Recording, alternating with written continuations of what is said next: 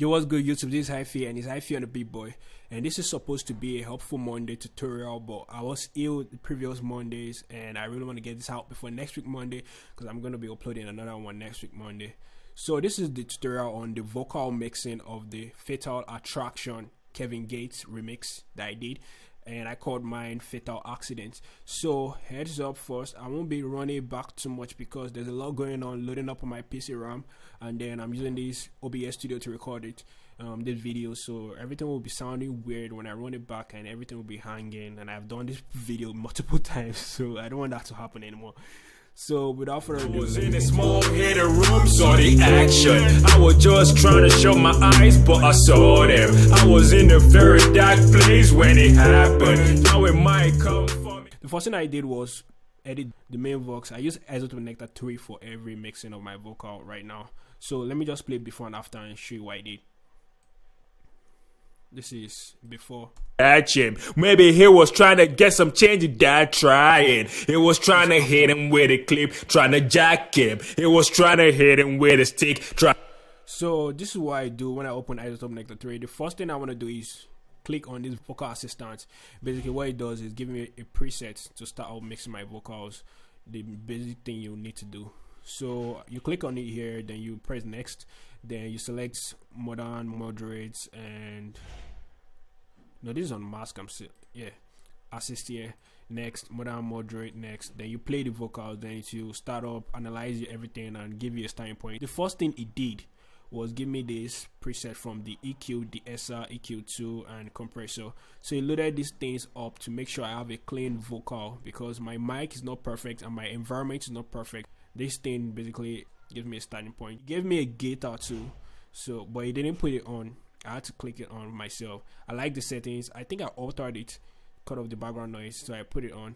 Then the EQ here, when it gives you the normal EQ, I mean the preset from the EQ after analyzing and knowing what is best for your own vocal, it gave me these dips to cut off the frequencies that were sounding funny with my vocals. So the difference between what I did and what it gave me was that I just clicked on each of them here. When you click on yours, this is how yours will pop up. You see yours coming up simply like this.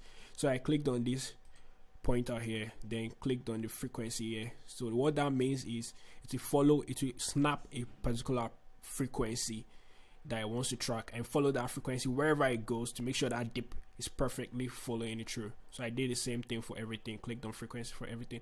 So it doesn't put on the pitch for you. I just put this on myself, and the vocal register I put was low because Kevin Gates' voice is actually low. So I changed the key of the auto-tune to A minor. Then I put on the correction. Then I put the speed on 20. I don't want it to be sounding too robotic. Then I put on the strength to 100%. Because the whole song is on A minor, that's why I put the key on A minor, you know. And the next thing it did was give me a DSR, so I had to put it on. The DSR, basically, if you don't know what it does, it cuts off the sibilance of your vocals, all the P's and S's that sound too sharp. So because the mix is gonna make everything come out more, so you need a DSR in case you didn't know that before. So the EQ2, what it did was cut off my low vox, the lower part of my vocals that might be messing up with the mix, that were making the sound wobble. So, and then the other thing was giving me a little bit of shine on my eye vocals so that my vocals would pop out more. And it put up my compressor for me. So the compressor, you know what it does, basically it compresses my vocals so that it will sound together and not too separate. Saturation, I gave it a little bit dull shine in the high end. I don't want it to be shining too much because I already did that in the former EQ, and gave it 94%, and I control the dry wet signal from here, and I added the reverb.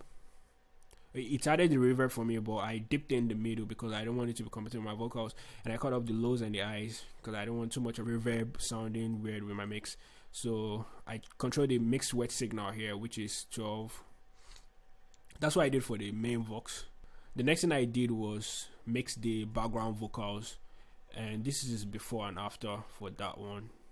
Let me click it. Catch him. Trying to get some change that trying. And this after. trying to jack him. Hitting with his teeth, trying to trap him.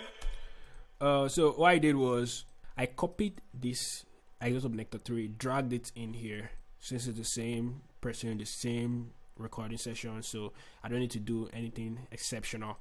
The only difference, as you can tell, was that I cut off the lows more on this background vocals. I cut off the lower frequency of my voice, and I splitted the vocals into left and right. I panned my vocals. Should we hear it again? Jim, trying to get some change that try Jim. And when I play with the main vox, it goes like Jim. Maybe he was trying to get some change that try. So this is how I achieved that. After I did what I did, copied the one from the main vox, I added up.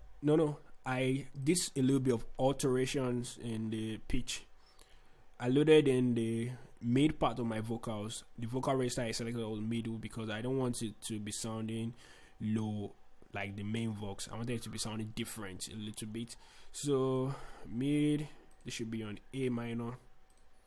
I think I made a mistake about that before. So the next thing I did was put up the harmony, and the harmony was the thing that is responsible for splitting the vocal into left and right. I clicked on the voices only, meaning my middle voice is going to be silent. Only these voices I added are going to be present. So basically what you do is just click, and then that's where you add here. I don't want to be doing that, so let me delete this one. Imagine the whole song being performed in a room. Every musician is not going to be singing or singing from the middle, from the same spot. They're going to be spread out in the room. So that's why I gave it some positions here that is different from the middle. Then I reduced the variation to 11%, and I cut off the lower part of the support vocals that I added. I cut it off because I don't want it to be sounding low, wobble up my mix and stuff.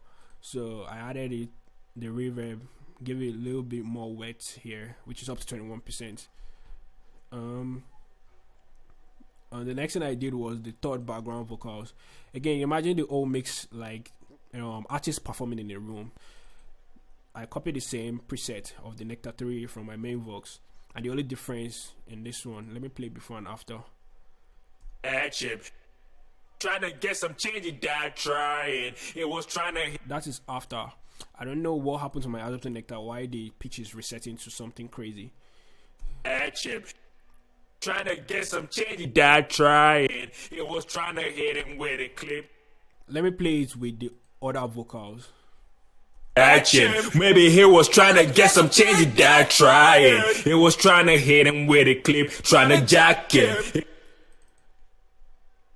I just gave it a little bit of different position from the other vocals. Went to the harmony, gave it this position, made it voices only, pitch variation 10%, cut off the lows a little bit, but not the same like the other background vocals. I don't want everything to sound the same, so that you can be able to differentiate when you're hearing it in your headphones and your studio monitors. And that's what I did for the old vocals, and everything was sounding like this. Maybe he was trying to get some change in that trying. He was trying to hit him with it. So the next thing was I grouped the vocals that I mixed, and I went to the beat track stems too. I grouped everything, and the reason why I did that was to put Izotope relay on this. So basically what I wanted to do was use the vocal assist again on my main vocals alone. I didn't want to do it on my other vocals this next step, because if I do it, it's gonna sound weird. So what I did was try to create space inside my beat for my main vocals to sit in the middle and not sound like the beat is covering it. So it sound like everything is in sync. What Izotope does is some magic I can't explain. On mask, you can read it. I'll carve out space for the vocal by comparing to another audio track and correcting frequency masking. So I click this next. So this is where the relay I loaded in came in. So I selected the relay, which is from the beat track stem that I grouped. Then it worked its magic, and then basically it gave me some space. Let me solo it so that you know what I'm talking about. Solo. Maybe he was trying to get some change in that trying. It was trying to hit him. So without the action. Maybe he was trying to get some change, that try it. He was trying to hit him with a clip, trying to with the voice unmasked. action. Maybe he was trying to get some change, that try it. He was trying to hit him with a clip, trying to jack him. He was trying to hit him with a stick, trying to trap. I don't know if you can know the difference, but even if I'm not using my normal sound plugin here, I can see the difference. So the next thing was sidechain the beats to the vocals, and what I normally do is that I don't even notice since I've been playing it. The punches from the kicks was punching through the vocals. What I did was I controlled the input from the beats to be the lower frequency, so that my compressor will react to the lower frequency and compress my voice when the kick wants to pump. So I don't know if I explained that well, but I think you should know what I mean. I put on the EQ. First of all, if you don't see your sidechain here, click on this arrow, click on sidechain. Then I put in the EQ register of the lower frequency, and this is before and after. Action. Maybe he was trying to get some change, that try it. He was trying to hit him with a clip, trying to jack him. He was trying to hit him with a stick, trying to trap. Yeah, I don't know if you notice the difference, but I can clearly notice the difference that every time I punches, my kicks wants to punch, my vocals compresses. And I did the same thing for my snare. So I copied that. I changed the audio input for my snare to be on the higher parts of the signal, and change the frequency to 1.6 kHz, so that every time the snare wants to hit, my vocals too will be compressed. And this is the before and after. Action. Maybe he was trying to get some change, that try it. He was trying to hit him with a clip, trying to jack him. He was trying to. Basically, I just think that the kick and the snare are the major things from the whole beat, so I don't want my vocals to outshine that. And what I did for the master was just SSL compressor. I loaded up the mastering preset here, control the what did I just do? Mastering preset, control the threshold so that it won't compress too much. So I gave it a little bit more space for the threshold to compress. And after that, the next thing I did was loaded up the ultra maximizer here. Basically, all it does is make my mix louder. You don't want to reduce the threshold too much because it gets crazy and reduces your punch from your kick. So I just agreed to leave it on -4.5.